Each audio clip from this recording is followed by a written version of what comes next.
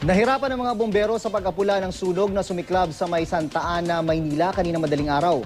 Masikip kasi sa lugar kaya hindi nakalapit ang mga fire truck. Ang mainit na balita hatid ni Haji Rieta. Kanya-kanyang salba ng gamit ang mga residenteng ito sa Barangay 900, Punta Santa Ana, Manila. Nang sumiklab ang isang sunog, pasado na sila sa madaling araw.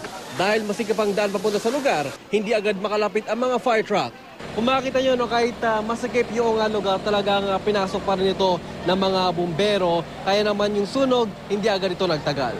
Pasado nas 4 ng madaling araw nang maideklarang fire out ang sunog nang umabot sa ikalawang alarma. Ayon sa ilang residente, nakarinig daw sila ng pagsabog habang may sunog. Nasakot po kayo? O siyempre po, dahil katulad ko, may sakit ako eh. May sakit ako sa puso, yung mga apo ko. Andiyan lang sa bukaran namin, hindi man ako anong dadamputin.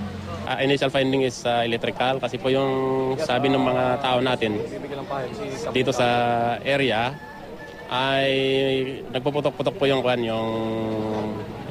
electrical doon sa electrical post. Wala namang naitalang sugatan sa sunog na tumubok sa abot sa 50,000 pisong halaga ng mga ari-arian. Haji Rieta, GMA News.